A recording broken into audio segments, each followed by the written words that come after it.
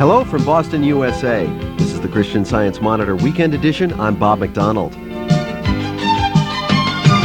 This program is brought to you each Sunday evening by the Christian Science Monitor, an international daily newspaper. Its weekly World Edition is printed in England and is read in over 150 countries. Coming up, a peace walk across the Soviet Union. Stay tuned.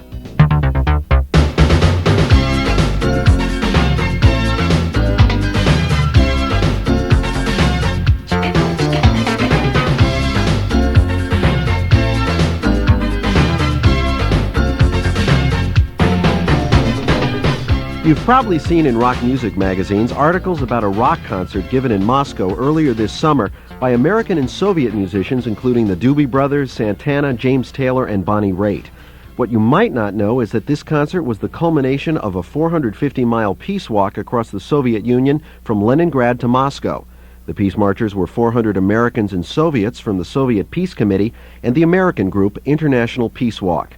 Edward McMullen from New York was one of the marchers. With Weekend Edition's Sidney McIntyre, he compiled these impressions from the Soviet-American Peace Walk. May there always be sunshine. May there always be blue sky. Before leaving for the Soviet Union, the American walkers gathered together to learn about the Soviet nation and sharpen our communication skills. And now we're going to learn it in Russian.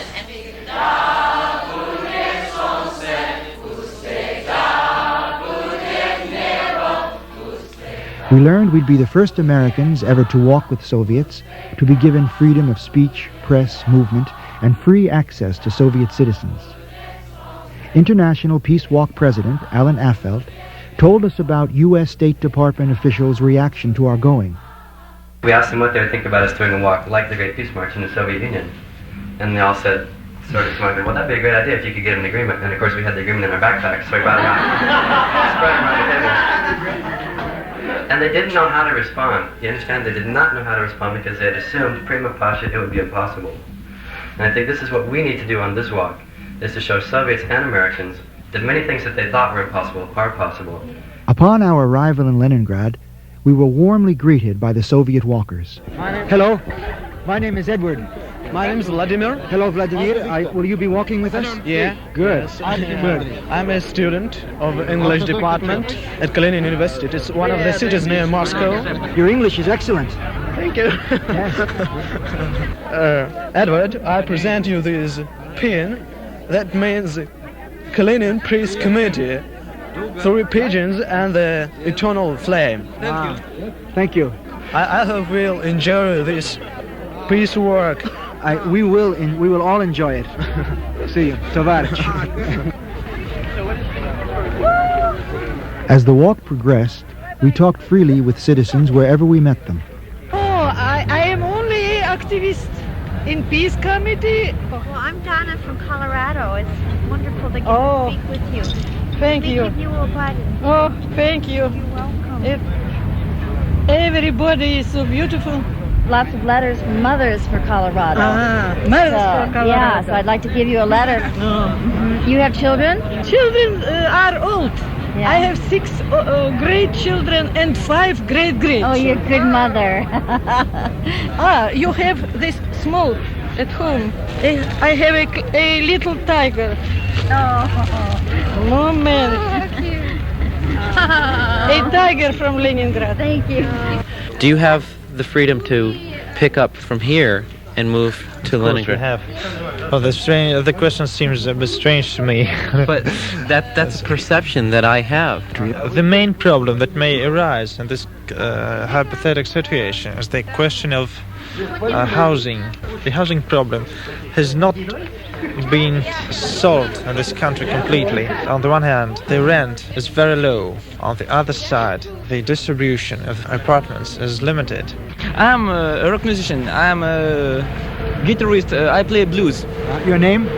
My name? Oh, excuse me, but I'm afraid. Oh, then, okay. Society, you build really freedom. I hope that can help to us build maybe the same. It's very hard to realize myself because spirit of conservatism maybe. it's very strong now. It's a difficult situation, and maybe you can help you by your open heart.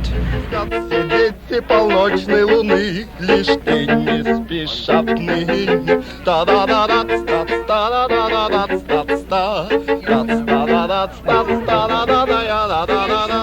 Еще предстоит спеть.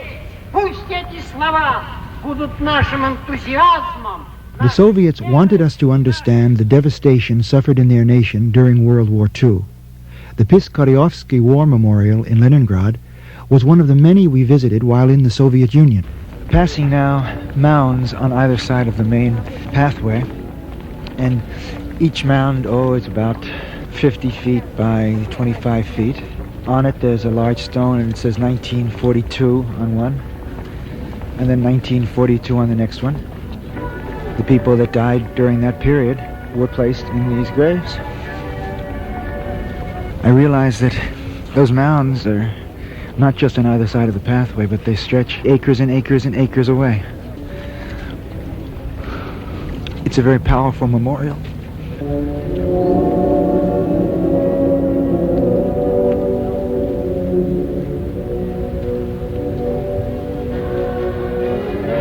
Our reception in the smaller cities and villages was often overwhelming. Citizens lined the streets for miles, often in the rain, their arms full of flowers for the peace walkers. Children held out their own toy animals as gifts. In Novgorod, it's estimated that over 50,000 people greeted us. The children chanted Druzhba, Mir, friendship, peace. It's just very emotional, and they're so earnest. I love the faces of the matrons myself with their kerchiefs. They look so stern until you take their hand, and they have all different kinds of hands. I love their hands. The people here are so warm and so from the heart and so sincere. And it's not a put-on thing at all. I mean, if you come here and see it with us, it's so warm, it's just overwhelming, and it makes us cry. I think maybe it's just love. At our final stop in Moscow, the walkers demonstrated at the Kremlin. We didn't realize how significant it was until our walk director, Joe Kinzel, explained. I'd like you to imagine for a second 200 Soviets coming to the United States, and those 200 Soviets asking the American organizers to walk around the Pentagon with a Soviet flag, and then go to the tomb of the unknown soldier and place flowers there. Well, here we are. We are doing it. Later that night, I talked with a friend in the hotel stairwell about the significance of the march. Today was an incredibly successful day. I mean, you just don't carry signs and flags across Red Square. Something like that has just never happened here by people within the Soviet Union, but it's even more unprecedented that it was done by outsiders, foreigners, especially in a coherent group. And you certainly don't do it up to the eternal flame and the unknown soldier like right at the Kremlin walls. It's never been done before. The Soviet Peace Committee, the Moscow Peace Committee, I mean, they had to go all the way to the Central Committee to get permission. On America's Independence Day, July 4th, the Soviet-American Peace Walk sponsored a rock concert in Moscow, produced by Bill Graham. James Taylor, one of the greatest American folk singers, James Taylor. He's good.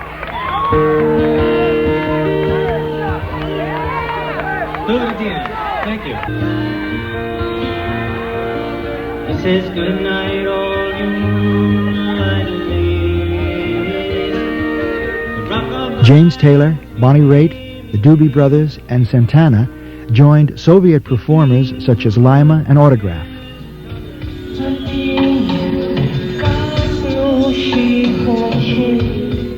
International Peace Walk President Alan Affeldt. So blessed are the peacemakers, all the musicians and the producers and the walkers who have made this happen for all of us. Today we are living proof of the strength of a beautiful vision. Today we are living proof that Americans and Soviets can come together as friends. And today we are living proof that impossible is only a state of mind.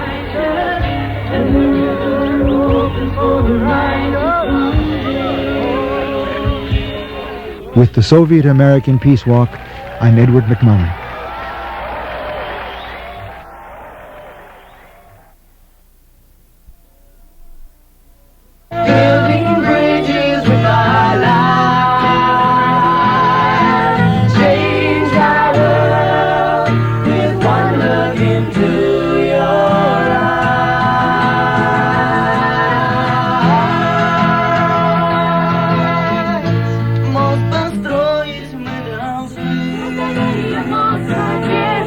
For insights and sounds from the Soviet-American Peace Walk and plans for the walks this summer in the USSR and the USA, tune in to John Scagliotti's Marathon Special on The Morning Show, January 19th, just before Contrigate between 7 and 8 a.m. Begin your day by building bridges. Tuesday, The Morning Show.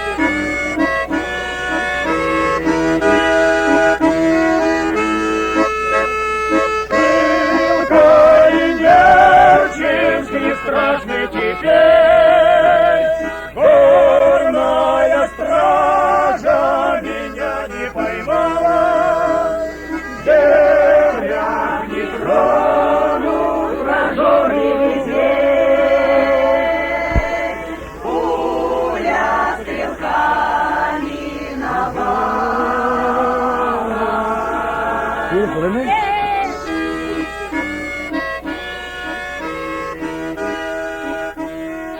That was part of the evening's entertainment. There was a group of men and women with a lighted torch. It was very picturesque. It's getting a little dark now, meaning it's probably close to midnight. One forgets.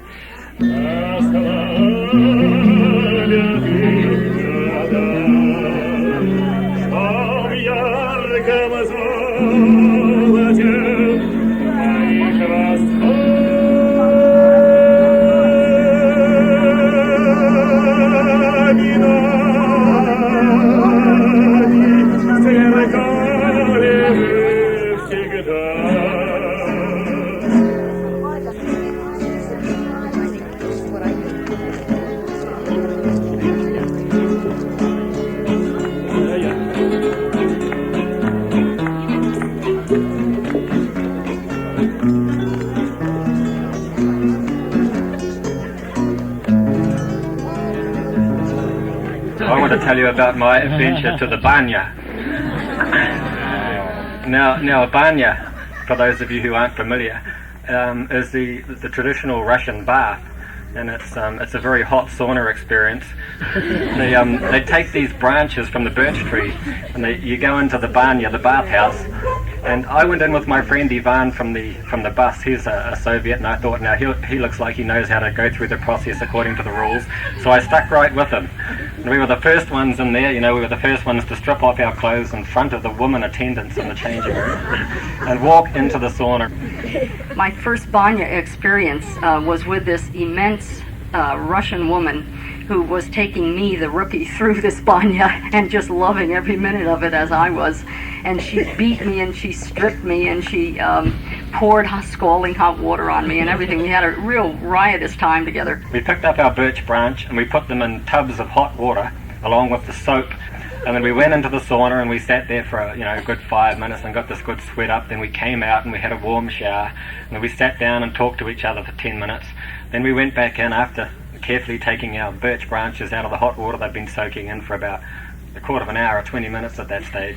We went into the sauna and we sat there and got really hot and sweaty and what have you. And then we started to beat each other. There's sort of a style to how you beat yourself. You don't just do it half-heartedly. You really get stuck into it. And you do each other, to make sure you get a good job. So we beat each other for a good sort of couple of minutes, and then we went outside again and had another shower and sat down and talked some more. First of all, I lay down on the bench, and Ivan gave me a soap massage, which was a really nice experience. And then I did the same thing for him, and I really enjoyed doing that. It was sort of like really getting to know a Soviet person.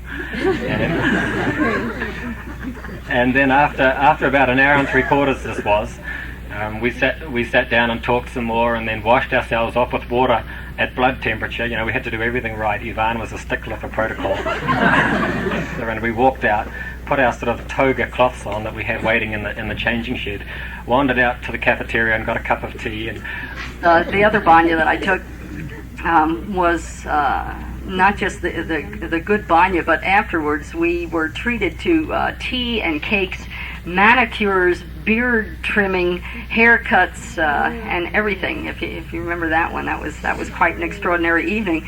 And as I went into the room to eat some cake and sip some tea, here was this man, one of them, the American men, sitting in this plush chair and sipping his tea and eating his cake, and he said to me, "Another day in the evil empire."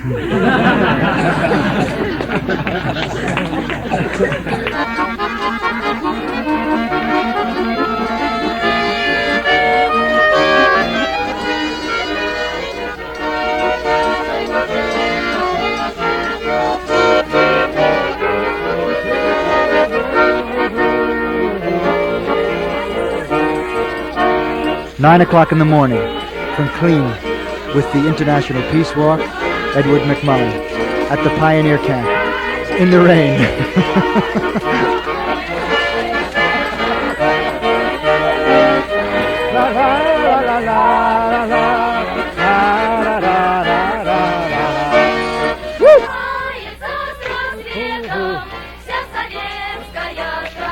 Here come the American and Soviet flag running through the singers here to get to their position at the front of the parade. The American flag is being held by a Soviet, and June is carrying the Soviet flag. The people on the march. Let's hope it continues.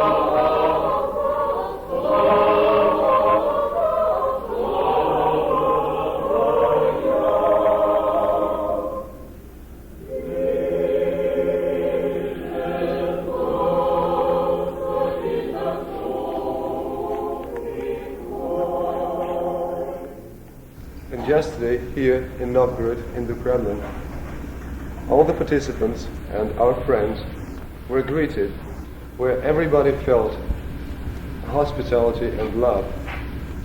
И вот сегодня мы, часть из этих участников марша совместного мира. And today, part of those who wished, a part of those participants, изъявили желание посетить храм города Новгорода. well, they expressed a wish to visit a church of Novgorod. In our church in the United States, В нашей церкви в Соединенных Штатах we have a tradition of sharing Christ's peace with one another. у нас есть традиция, чтобы обмениваться Christ's peace? Christ's peace. Миром Христа. With one another, by greeting one another with a handshake, or a hug, or some other sign of peace. Или другими способами. Those of us gathered here would love to share that peace with all of you. И те, кто собрались здесь, они хотели бы обменяться этим миром Христа с вами. May we share a sign of peace?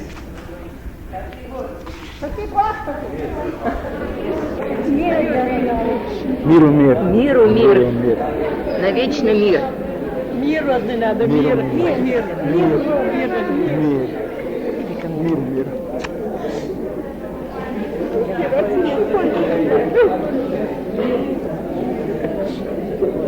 Миру мир. Дружба. Миру мир. Миру мир. Миру мир. Миру мир. Дружба.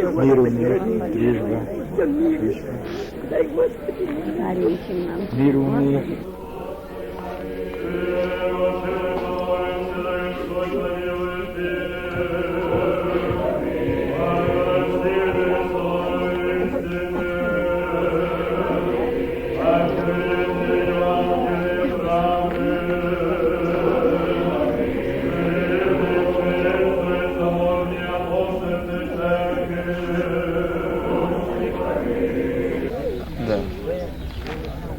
Я знаю, что, допустим, в нашей Конституции 52-я статья так и гласит: свобода совести и вероисповедания. Я лично отношусь к существованию церкви в нашем государстве очень спокойно. Не надо переводить-то, нет?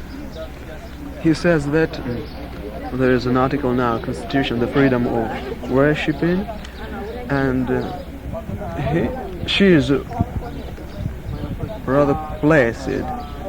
She thinks it is their own right of these people to go to worship or not. It's their own right. She doesn't want to scold them or to make any offense. It's their own deal. К тому же церковь это, в общем-то, и часть нашей культуры. Это и вот to add to that, it's a part of our culture. Нашей национальной культуры, и этим можно гордиться, потому что культура богатая. One must be proud of that the culture is so rich. We share, the government and the church, we share the ideas of peace.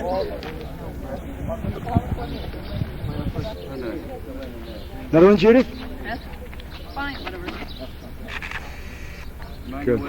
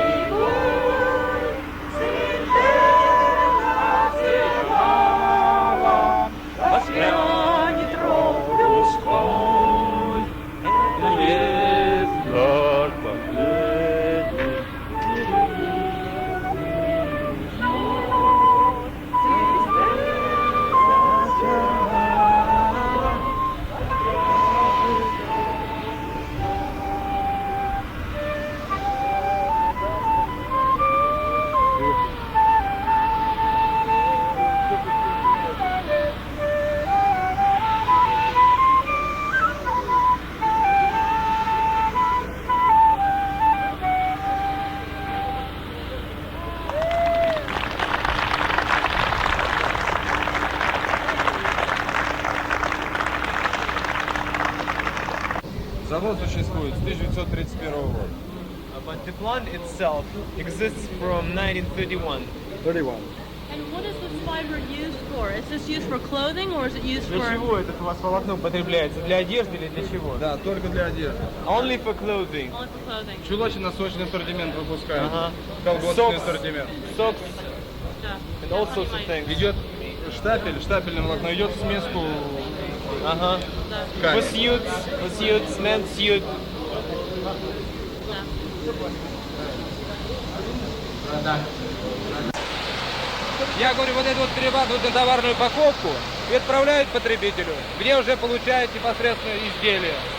It is the final process, and these threads will be sent over to other plants, and there they will make clothing of this thread.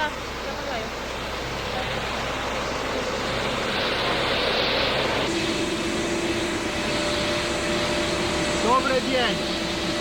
Hello. Hello. You speak English?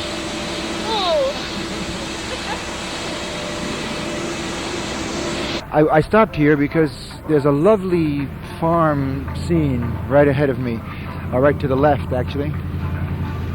It has a sense of a farm that you might see, a farm area that you might see, in the Middle West somewhere, maybe in Missouri. It does look a little, maybe a little out of date, for example. The colors, the shapes of the buildings.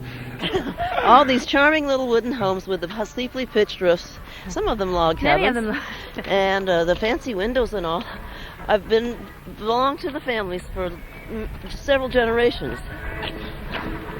And They're fairly close together on small lots, but all these people go out and work in a community. What is it called? Not a community farm. Collective farm? Collective farm. So they have the best of both worlds. They have close neighbors, and they're farmers. Great. They don't have the isolation that a lot of our Midwestern farmers have. What's this? I heard you talking about this crew of being a very curious lot. I don't know how I feel about that. Huh?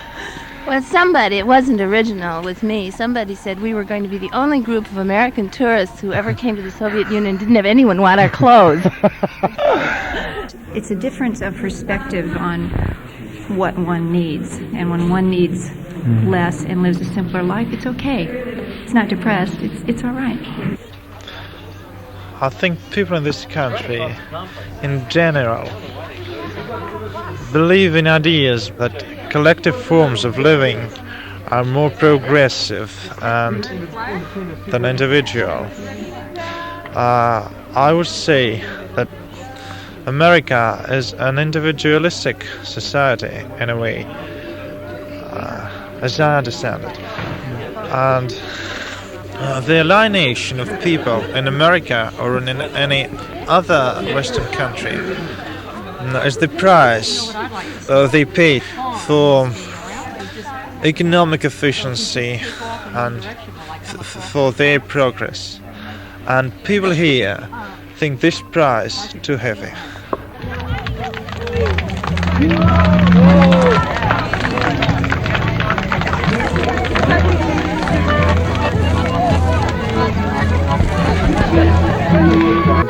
Two of our walkers dancing with two Soviets, and right behind them is this huge fire burning, the peace fire. The band is playing, people are overjoyed. This is quite amazing indeed. Here comes some more peace walkers dancing with the Russians. I think I'm gonna have to dance too. Hang on.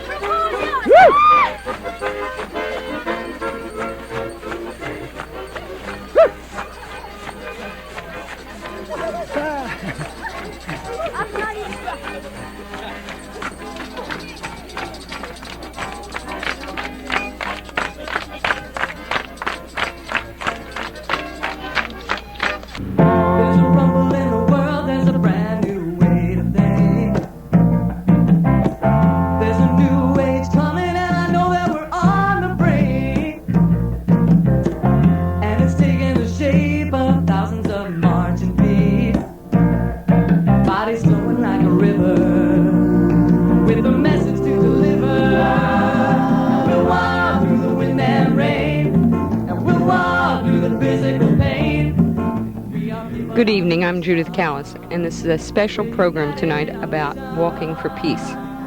We're in our fall fundraising campaign here at WBAI. We're a listener-sponsored station here in New York. And Ed, who was on the Soviet-American Peace Walk, is going to introduce the documentary segment. During June and July of this year, 230 Americans walked with about 200 Soviets between Leningrad and Moscow. The following documentary has been prepared by Judith Kallas from material that I recorded while on the Soviet-American Peace Walk. When the Great Peace March was going across the United States, a lot of people along the way would suggest that why don't you go to the Soviet Union? That's where really this needs to happen to influence that country.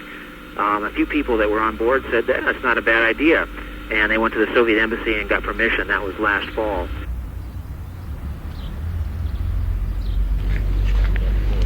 It's the 1st of July, 1987. This is Edward McMullen with the International Peace Walk, approaching Moscow.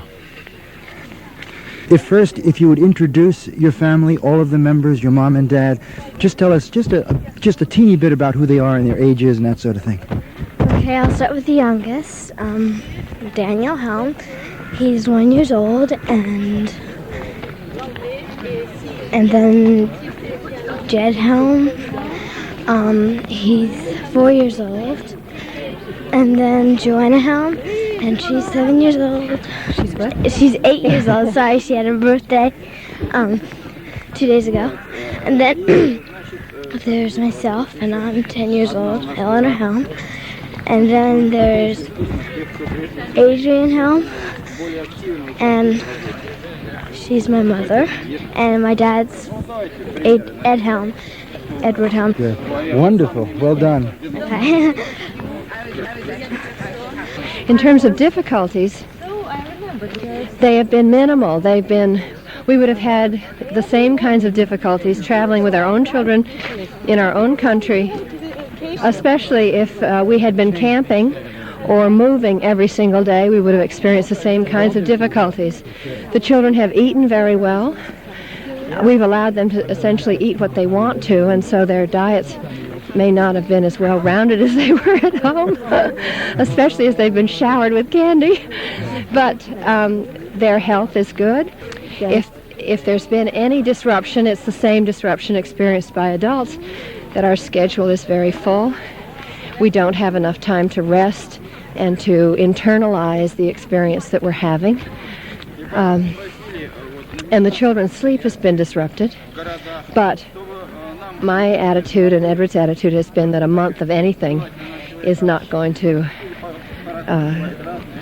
damage them in any serious way, and the positive side of experiencing the walk will far outweigh any negative consequences of short-term disruption of sleep. I'm real exhausted. And it's just the past few weeks have been real intense emotionally, and with 3 rallies a day, and the women crying in the streets, and the little children, being the rock star treatment. The Peace March, we just as often got insults as we got compliments, but it's, I don't know, it's been real wrenching. It's not the walking that's exhausting, it's the shaking hands and the myriad druzhba 5,000 times a day and signing autographs. I hope all the people that I've given my address to don't write to me, because I'll be translating letters for the rest of my life. But I'll learn Russian real quick.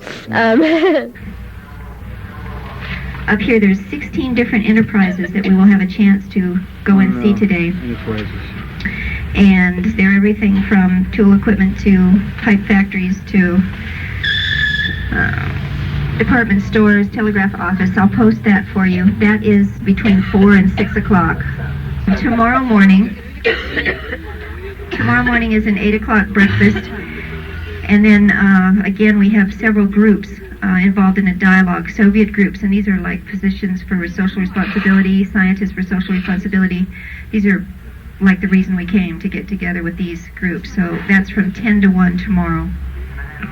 You're enjoying the march?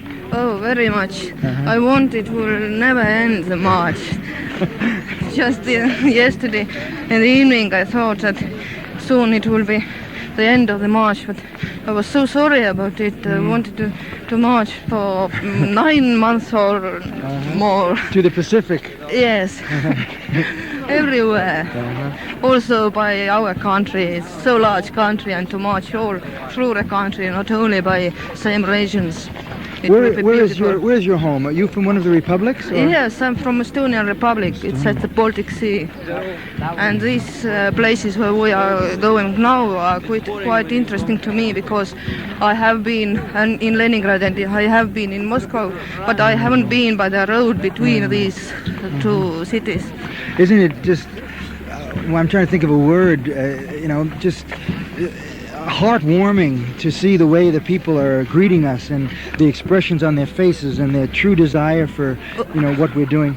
Yes, it is such an experience I have never had before this peace walk, and I haven't any thinking about that people may be so beautiful to see them.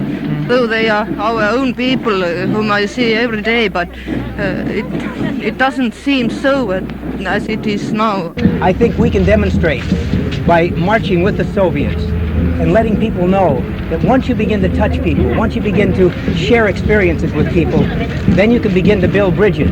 And with friendship can come understanding and can come a new way of life. And that is that these two great world powers can lead the world in peace. And they can do it. And I know that my being here can make a difference. You've been on the market for a few days. What's your strongest impression?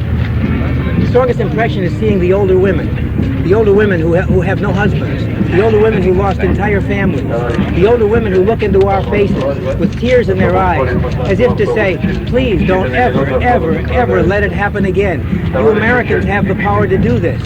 You lead the way and we'll follow you. They're saying that with their tears. They're saying that with their every breath. And we really have to take up the pioneer spirit and lead the way. Because those of us who are American who don't understand where they're coming from have to learn. We have to learn it through television. We have to learn it through destroying any kind of stereotype we've ever seen in the movies, any kind of stereotype we've ever seen on television or heard from anybody who wants to create the kind of impression of these people that can lead us to another war. We must destroy that. We must build new bridges. We have to build mutual trust and understanding, and with that will come love, and with that will come two world leaders who can lead the way to make the whole world what it should be. To prevent the war, just in order to strengthen our friendship, I'd like to present this globe as a gift from Soviet children to the American children. Посмотрите, какой он хрупкий. Look, it is so small and so fragile. Мы просим вас, люди Земли, не дайте земному шару расколоться от ядерных взрывов. We request you to prevent the globe blow up. Из-под небес я принес из далекой-далекой земли прекрасные души, прекрасные песни, но дни, к сожалению, так быстро прошли. We came to a new world, a stranger, looking for answers to questions unknown. Faces we saw were unknown yet familiar. There's power in knowing that we're not alone. Это первый совместный шаг, но мы уверенно дальше пойдем. Heartfelt tears, there's no room for anger. Колыбель земля наш общий дом. Sharing one world, one hope, one dream. Building bridges with our We had two Soviet rock bands, unofficial rock bands, unsanctioned rock bands on the walk with us, Clone and Strange Games, and they were really interesting. They sang one song about glasnost, and a person in the audience was interpreting for me as they were singing, and Andy, the singer, who ended up getting Daryl's electric guitar before we left, started crouching down and like this little demented man and singing in this terrible voice, and someone in the audience said he's singing about the bureaucrats in the Soviet Union who don't want to see glasnost go into effect, you know, and so I mean, he was pretty wide open about it, and I guess he'd never been able to perform before a general public audience like that before, so they were real excited. And then I had the fortune to meet some underground artists who were being allowed to show their work for the first time officially, and they were just so thrilled that Americans were coming to see their work, and they gave us some art to bring back to the United States to show the people here, and it was great stuff. You know, some of it was maybe a little bit political, but it was, they couldn't show it before because they didn't have a stamp of approval, you know. So, and it's amazing the lifestyles that they'll live. I mean, just totally pass up opportunities for like greater wealth or a more comfortable lifestyle or whatever because of their art. You know, they won't make concessions when it comes to how they're expressing themselves. So that was real interesting to experience.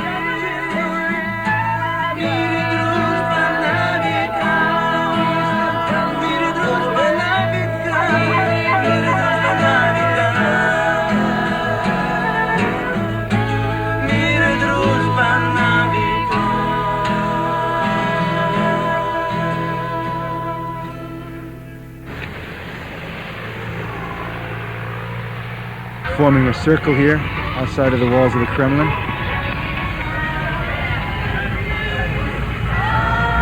There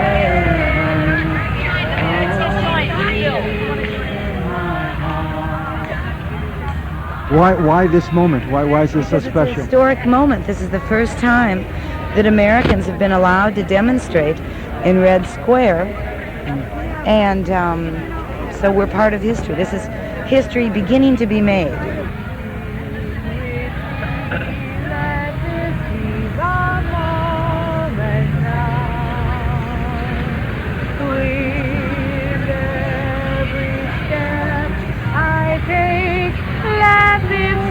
My solemn vow to take each moment and live each moment in peace eternally. Let there be peace on earth and let it begin with me. Now it appears as though the walk is moving out. And one of the scenes that sticks out most in my mind is the last day at the airport when we were getting ready to leave. And it was really emotional, and everybody was just sobbing, you know, Soviets and Americans alike. The thoughts of, wow, this is over already. We've just touched each other's lives, and now we're going to be gone, and we don't know if we'll ever see each other again. And I think we had, you know, caused irreversible changes to happen in each other. And trying to communicate that was so difficult, and what we ended up doing was forming a circle in the middle of the airport at Moscow, and it was very childlike in its simplicity. We all stood around, held hands, and sang the song Pacifica будет солнце, may there always be sunshine, may there always be blue skies. Do you know the song I'm talking about? It's just a very simple song written by a child, and here were all these adults standing in this circle. Like, that's the most we could manage to do, but it expressed everything that we felt, so it was really a powerful experience.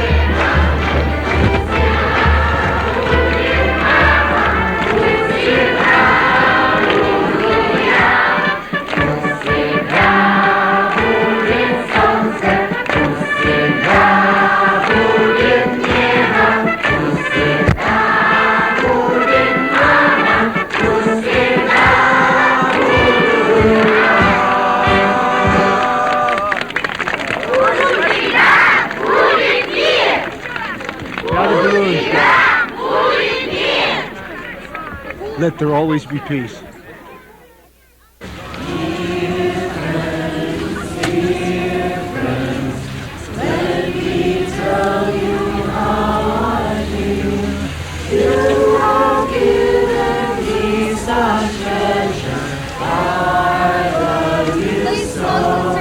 Edward McMullen with the International Peace Walk at the Gladen School, which is, about an hour from Washington, D.C.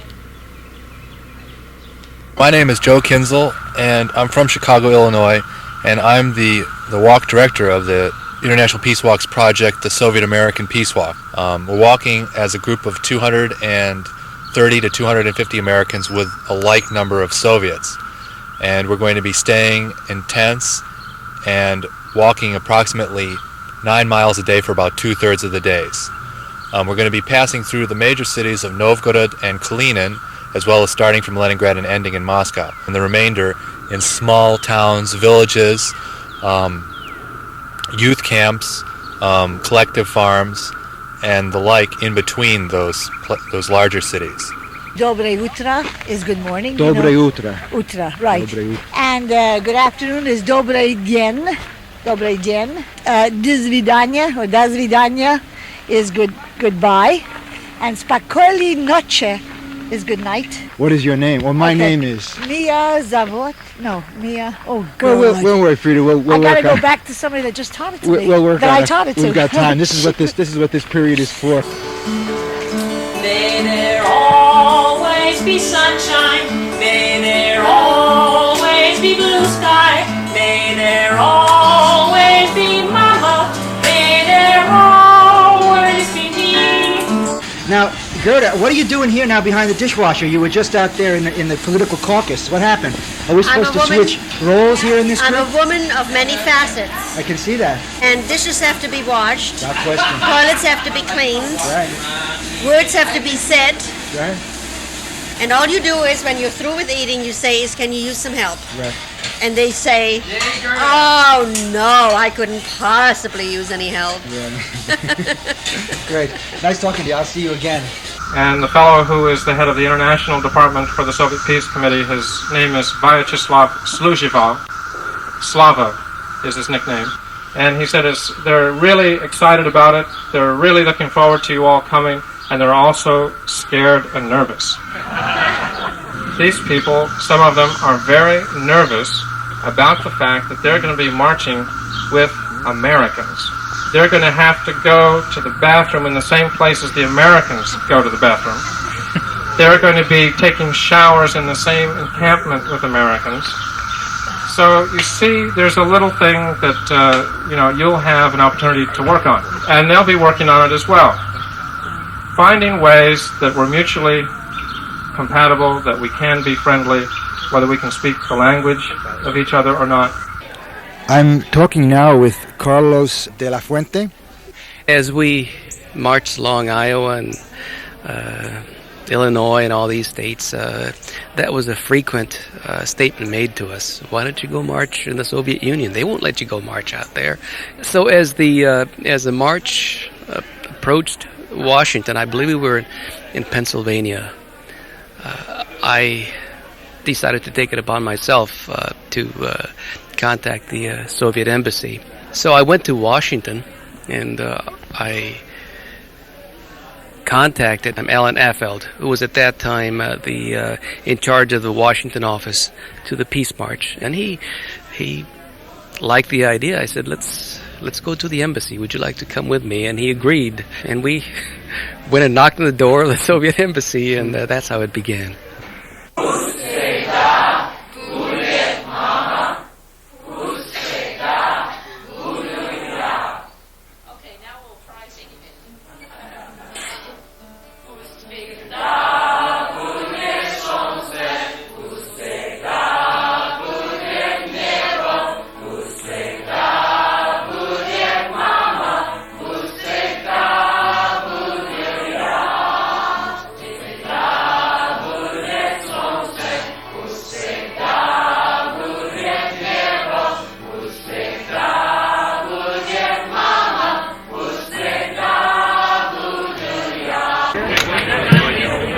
Passport is signed, and that's fine. Okay, Mr. Spez, you're taken care of, and your last name is?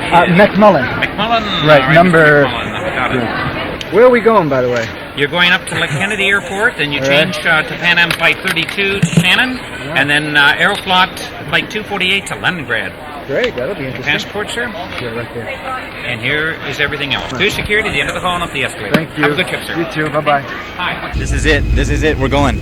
Next stop, Leningrad, Soviet Union. Oh, gosh, darn. Look how lovely it is. The world is so beautiful. That's what really hit home to me on top of the castle yesterday. Ladies and gentlemen, our crossfire has landed at the airport of Leningrad. The ground temperature is 19 degrees above. It's 5 hours 56 minutes p.m. Moscow time. Will you please remain in your seat until the planes come to a complete stop? Our flight is over. Captain and his crew are saying goodbye to you and wish you all the best. Thank you. Goodbye. Hi, Eric. We made it. Hello. My name is Edward. My name Father Victor. Father Victor. Orthodox Church. Hello, my name is Ilya and I'm an interpreter. This is Customs Declaration Form. Please fill in all the items that are given here. Will you be with us on the walk? Yes, sure. Oh, good. That's great. My name is Edward. Pleased to know you. Pleased to meet you. Добрый день. Добрый день. In Russian it's Anna. Anna? Da, Anna. Anna. Just a long sound. Yes, yes. Perfect. Da. Did any of you take part in the Great Peace March last year? Yes, some of us. I think it's really a heroic deed. It was just a great event, to my mind. Did you hear much about it? Yes, it was given a lot of coverage in our mass media. I think it's just wonderful. I've watched TV every day and waiting for the other news from this. Yes. Maybe I've seen somebody of you on TV. Where's the camping? I got to find the camping. Okay, there are platforms that you can put tents on. Oh, good. And they're over this way. Your baggage and stuff is over there.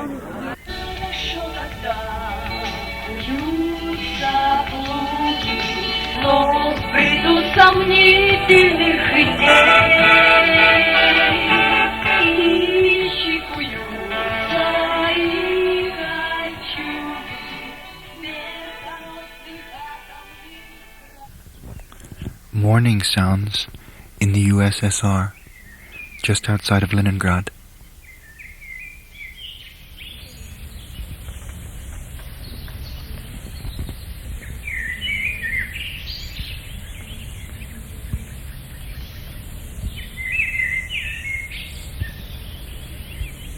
Does anyone know what the exchange rate is and all that sort of thing?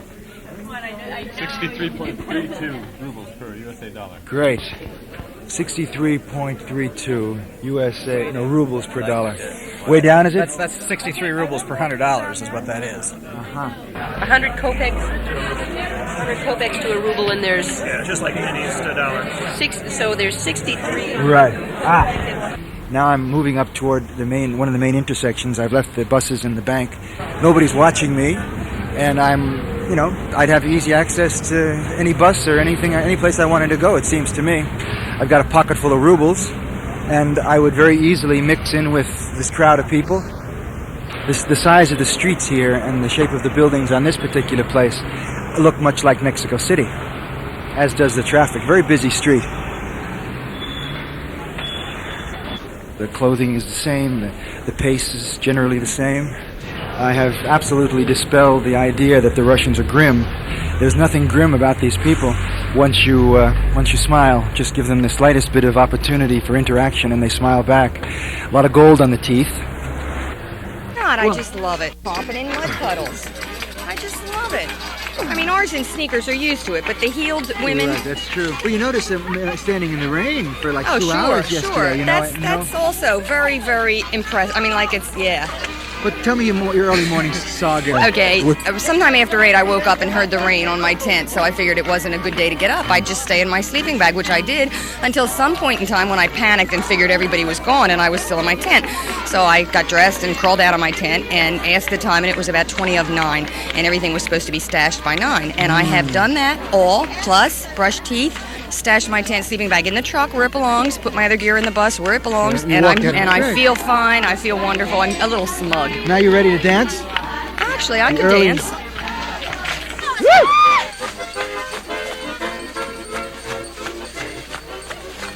Said you had grandchildren. Do they know Mickey Mouse? Wonderful. Just wonderful. Thank you very much. I live right near where Mickey Mouse lives. In California. But close in the books only.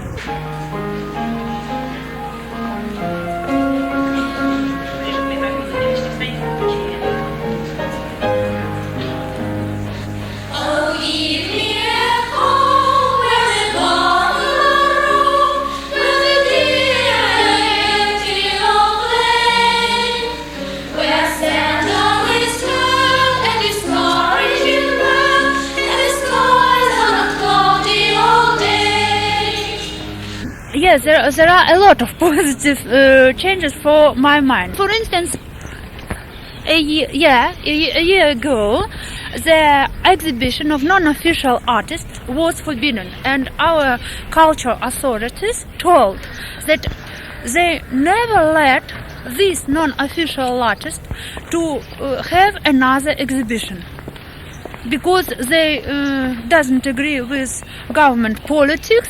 There are some religious symbols, people doesn't need them, and so on and so on.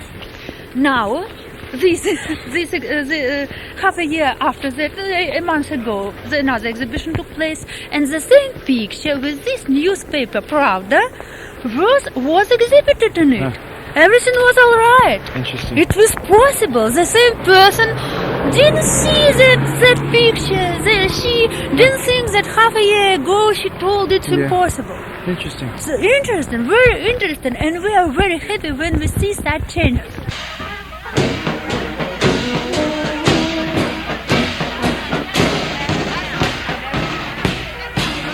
The Soviets joined the Americans on a walk down their main highway here, headed toward Peter's Palace, the big palace. We've got a group of people, probably 3-4 blocks long. We're now inside the main palace, and there are some guides waiting to help us. Hello. Привет. Привет.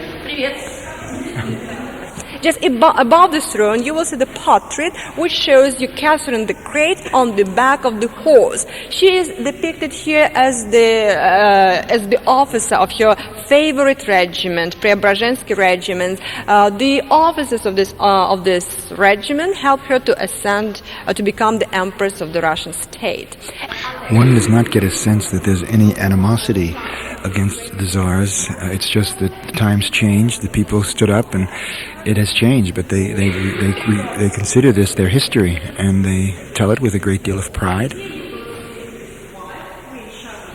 What you mentioned just a moment ago about this. Oh, well, as I climb the stairway and I see some paint a little bit imperfect here and there, I try to keep in my mind what the Soviet Union has done to restore these things in the last 4 years, the marvelous job that they have done in restoration from bombed out Leningrad, which lost totally a third of their buildings as well as a third of their people. In 40 years, they've come back to a lot of magnificence.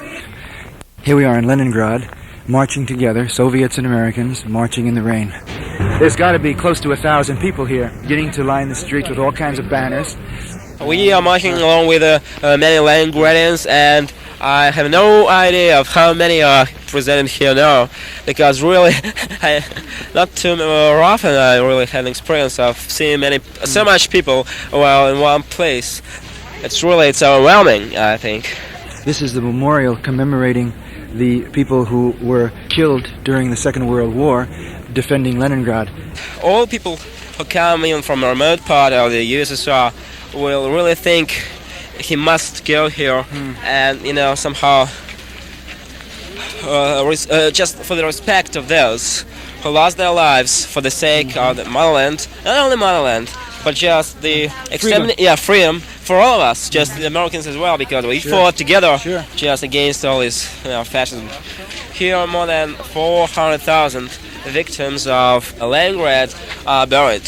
So because there was really a siege of Leningrad which lasted for 900 days, and during this there was a very big shortage of food and other supplies. For example, just imagine that people were given only 150 grams a day of bread. And this bread was really not bread. It was about 25% of pure wheat there, and some other parts of it were the ingredients made of glue, made of bark of the trees, made of the cardboard, and those things you usually don't eat. Trying somehow to make people still live and survive finally. Well, there are not too many cities in the World War II that suffered so much as Leningrad. So now we are really in a crowd of people who are approaching the monument which symbolizes, the motherland. We can see now really a mother who symbolizes the love of all our people to our motherland, freedom, and just all these things. Beautiful monument. We, veterans of World War II, who jointly defeated our common enemy, wish to believe that that war would be the last one on our planet. The world lost 50 million during the Second World War. 50 million human lives. The Soviet soldiers who hoisted the banner of victory over the Reichstag linked up with our allies, with our friends from the U.S. Army on the Elbe River in April 1945. We, war veterans, do realize that we should be always together in our efforts for peace. One great lesson of history. Уроков прошлого. Против войны надо бороться, пока она не началась. We should fight the danger of war before the war breaks out.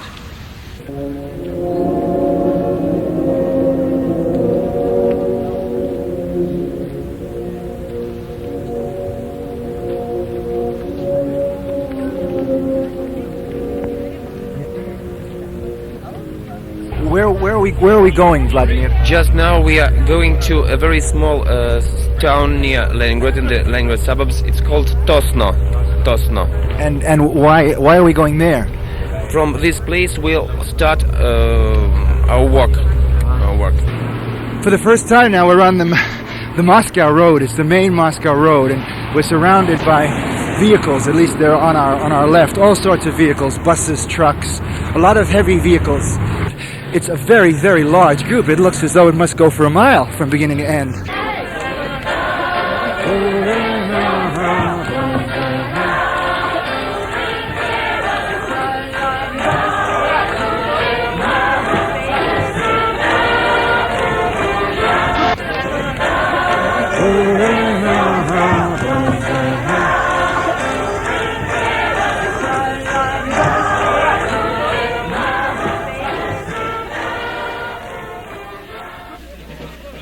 A group of women, American women, were talking yesterday that we felt that the speakers were glorifying war.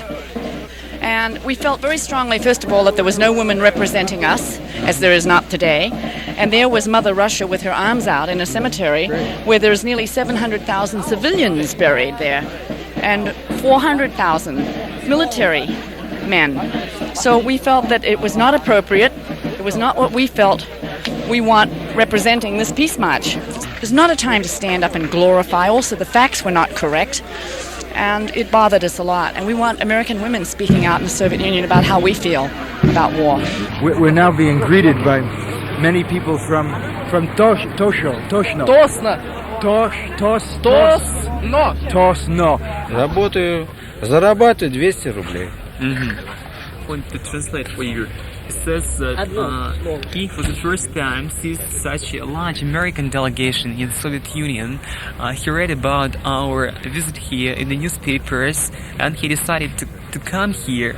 You know, no one prompted him to come here. It was his own desire. So he welcomes you in this country, you know, and he's happy to see you.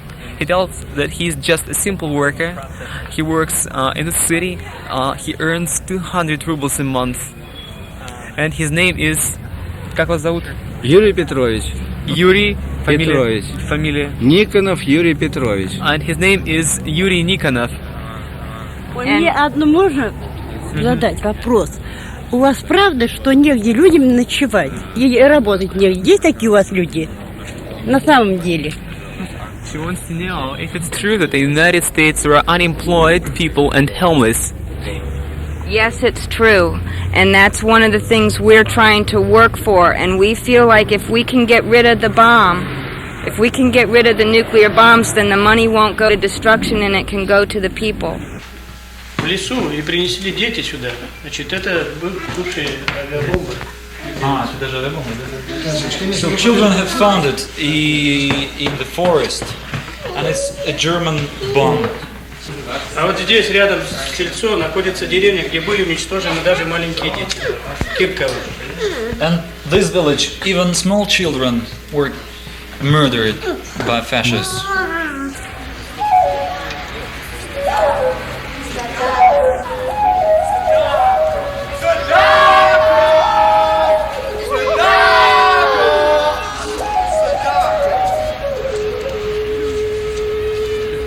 Садако жила в Хиросиме, в Японии, во время Второй мировой войны.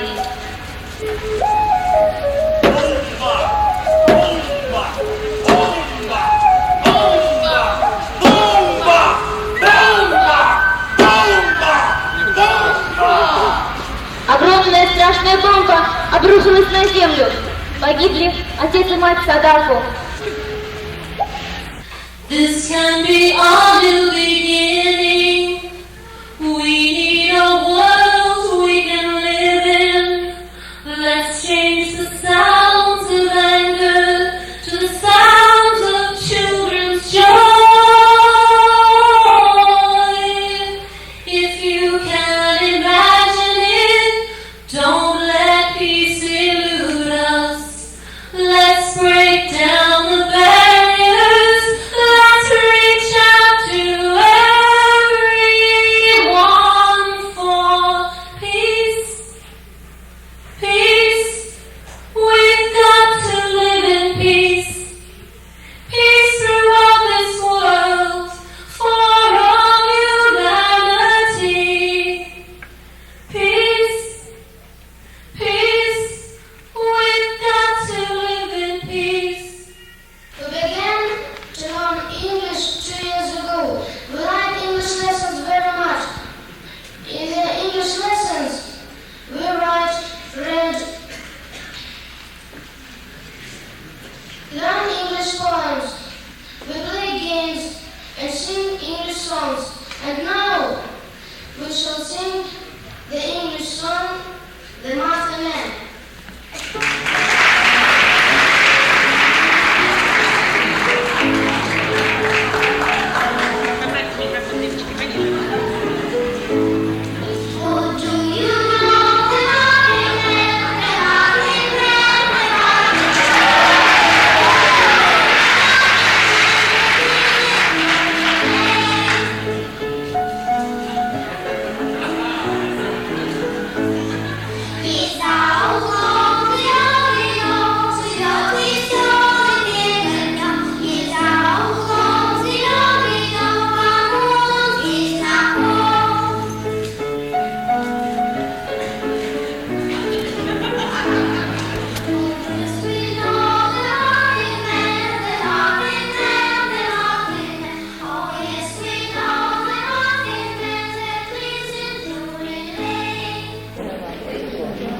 Дружба, мира. Мир умеешь. Мир, дружба, мир. Сохрани вас, Господи, дай Господь вам всего хорошего. It's so warm, it's just overwhelming, and it makes us cry. I think maybe it's just love. And they have it overwhelmingly. And we're taught to hate commies and hate communism, and we're never taught what it is. That's a real good point, yeah. It's just very emotional. It's just very touching. And they're so earnest and they're so sincere, and they and they've turned out to see us. I mean, we're a group of rowdy Americans, and it's just wonderful. Дружба мир. Druzba мир. Druzba is friendship and mir is peace. They do seem a little more vulnerable or childlike than the people in Leningrad did. People were more businesslike or more city-like, and these more are sophisticated. More sophisticated. These are a little more country people. I love the faces of the matrons myself with their kerchiefs. And they look so stern until you take their hand, and they have all different kinds of hands. Even some of the bigger ladies, they have slender little fingers, or they have tired hands, old hands. I love their hands. Семья более важна. Not following. Why you don't marry? She asked. You can Don't have you enough can, money. You can buy car, house, but don't family. Oh well. I like having girlfriends. No, You know, but you love free, be free. yeah. When you come back to America, Right. you told your friends about Soviet Union Yes. and what they Think think about it. Okay. I will tell them what I feel, and they will believe me because I'm their friend, and I will tell thousands of people. Most people would be afraid to go to the Soviet Union. Большинство людей боится ехать в Советский Союз. Let me tell you, I'm a university graduate. My thoughts about Soviet Union, from what I was told, is that nobody's happy. Они говорят, что они в Союзе все несчастливы, все такие вот сердитые, угрюмые. Everybody wears shabby old gray Очень clothes плохо одеты, очень. and marches along, working in a factory. Да, и все только работают, все грязные, оборванные. You have some philosophy. Okay, I will tell everyone in America about your beautiful people. О наших прекрасных людях.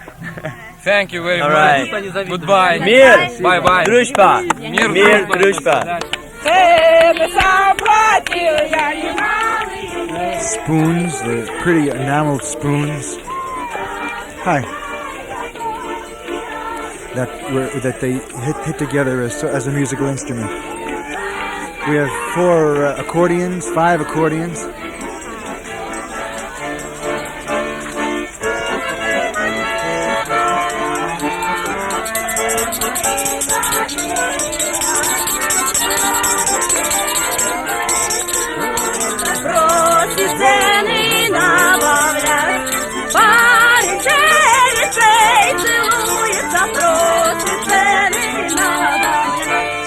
The flags have left camp.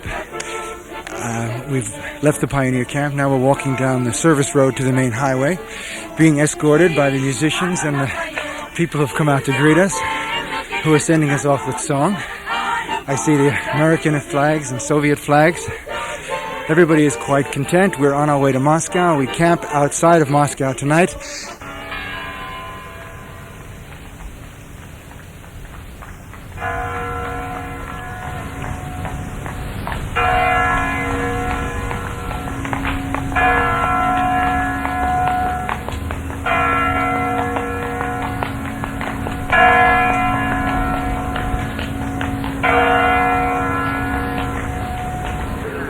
In Red Square was just over, standing by Lenin's tomb with hundreds of other people.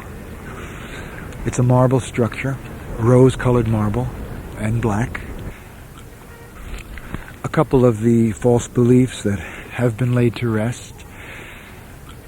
One of them is you may not travel as you wish around Moscow. Generally, there's no restriction. At least I have found none. That the people are grim. People are not grim. They're serious. They don't take the initiative, it appears, in communications when just met on the street like that. But if one makes a connection with them, they're a warm, sweet, just a lovely, lovely people. Outgoing, generous, warm, not grim. It's real nice to be here.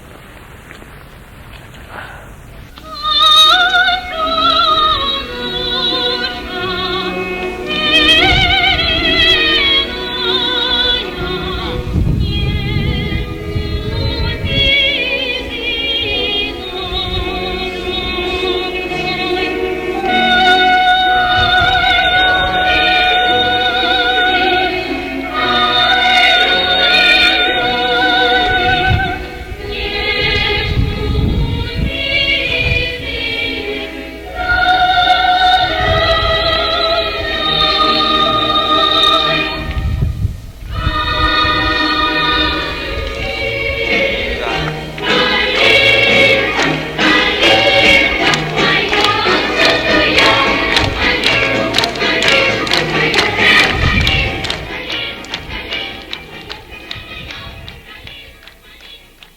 Ed, are you a minister? No, I'm not a minister, but I've been trying to touch base with the worshiping community in the Soviet Union, and I went to a synagogue last night. I've been to the Baptist Church here in Moscow, and we'll be worshiping with them on Sunday.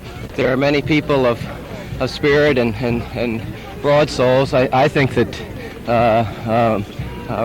religion and awakening of religious belief is going to be an important step for the Soviet people, to bring them a joy that I think they crave and they desire, and an understanding about their place in the world that I see the beginnings of.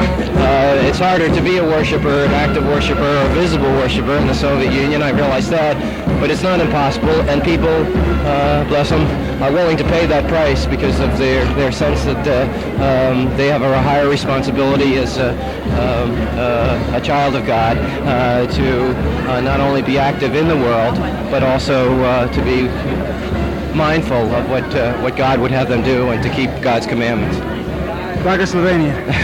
Blagoslovenia. Thanks, Edward. Okay. Thank you, Jed. You're welcome. Bye-bye. Keep up the good work, okay? All right. All right. Okay, let's stay in touch. See you. We will. Okay.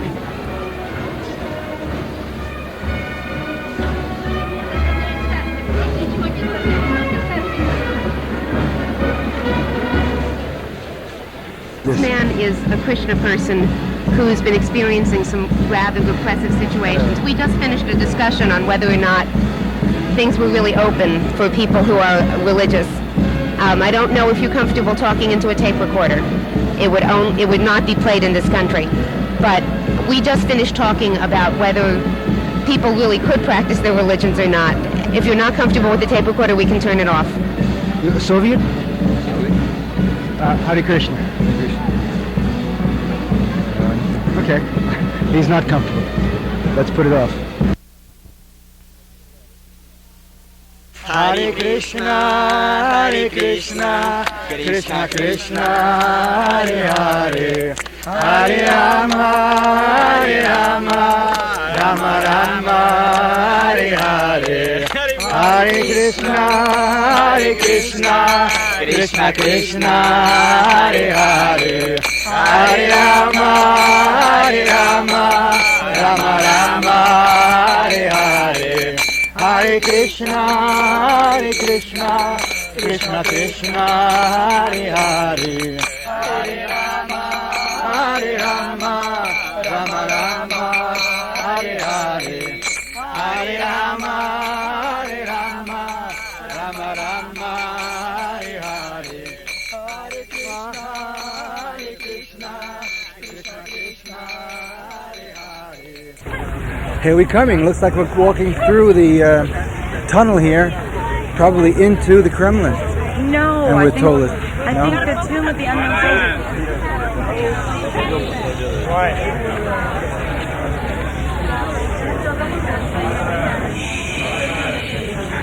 Approaching the eternal flame.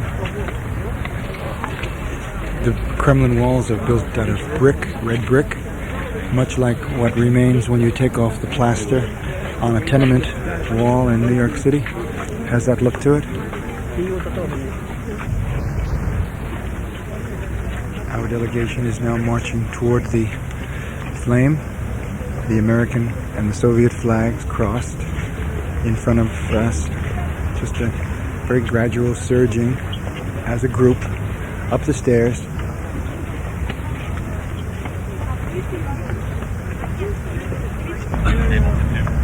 I'd like to tell you how significant that I personally feel that this is that we've been able to do this. I'd like you to imagine for a second 200 Soviets coming to the United States, and those 200 Soviets asking the American organizers to walk around the Pentagon with a Soviet flag, and then go to the tomb of the unknown soldier and place flowers there. Well, here we are doing it. И вот мы пришли к Кремлю, и мы положили цветы к могиле советского неизвестного солдата. So from my heart, I want you to know that I think that we have accomplished right at this moment what we have come to do. We can go no farther than this. This is the Kremlin. Дальше мы просто идти не можем. you and to the people of the Soviets for this privilege. Thank you. That's it. No problem. Thank the Soviets. I want to live and not to die. I want to laugh and not to cry.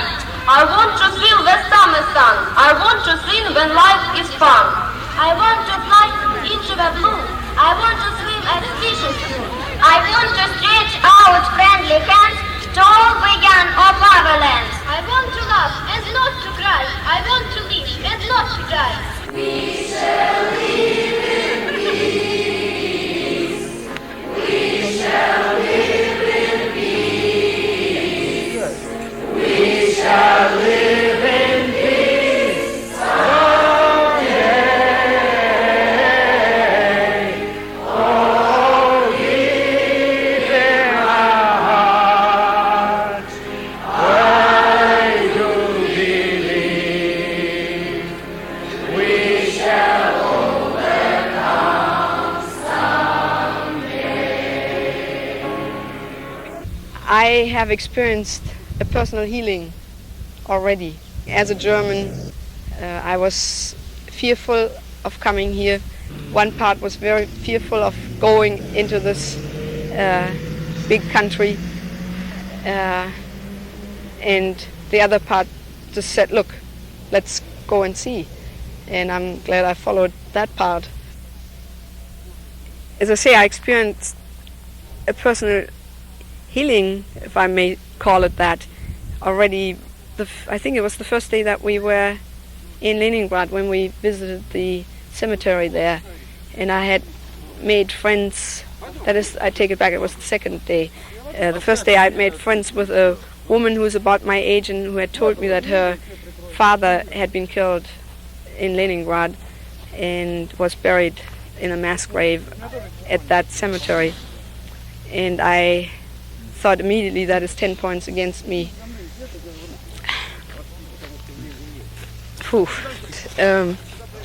So when we got there, we stayed together in a little group, and suddenly she walked away, and I noticed it, and I ran after her and grabbed her arm, and we walked together up to the grave, and there we stood, and I had told her that I had lost a very beloved uncle of mine. So I felt at that moment we were totally even, if you know what I mean with that. And there was just love left and peace. And it was a beautiful experience. Lovely. I learned a few years ago that peace begins with you, and I had heard it many times before that, and I didn't know what that meant. And I know now what that means. It really begins with you. And we all just have to stretch our hand out and say, take it. We want to live and not to die. We want to laugh and not to cry. We want to feel the summer sun. We want to sing when life is fun. We want to fly into the blue. We want to swim as fishes do. We want to stretch out friendly hands to young and old in other lands. We want to laugh and not to cry. We want to live and not to die.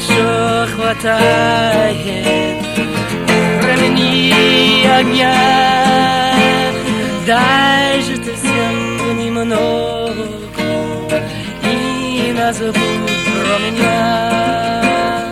Why, Lord, you are all powerful.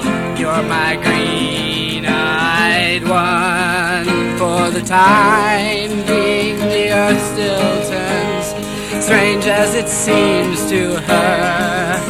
And while there is still enough time and far, Дай же ты всем немного и назовут про меня. give but a little to everyone, but forget not about me.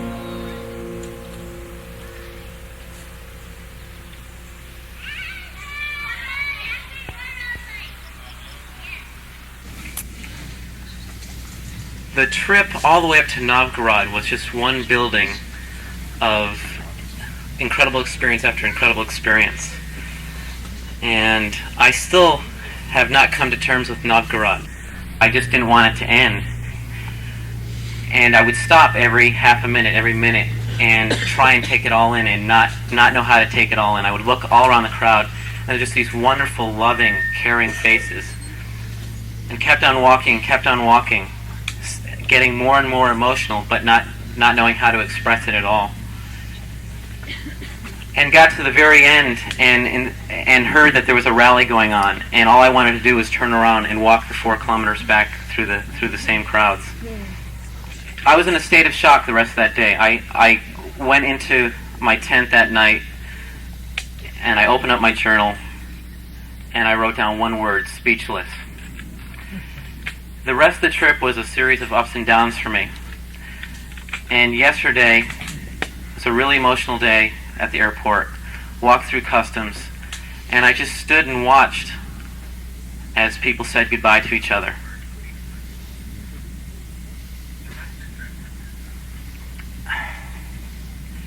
And all I could think of was that one day of Novgorod, which I still can't comprehend and can't understand, and all the love that I felt that day, and all the love that I felt in that airport. And I began to cry for about 5 or 10 minutes, no longer able to rationalize or intellectualize the arms race, not able to realize any longer any excuse for 30,000 nuclear weapons apiece pointed at each other. And it was that moment we in the peace movement keep on experiencing. It was that moment yesterday, where I was able to recommit the next part of my life to working for peace and better relations. Thank you. Mary? Thank you, that was beautiful. I want to do a song, and it's Dear Friends. It's a nice closure. So this is done in a round, and I'll tell you the words for those who don't know them, and then it's real simple. The words are, Dear friends, let me tell you how I feel. You have given me such treasure. I love you so. Dear friends, let me tell you how I feel. You have given me such treasure. I love you so. We're going to have a big community hug.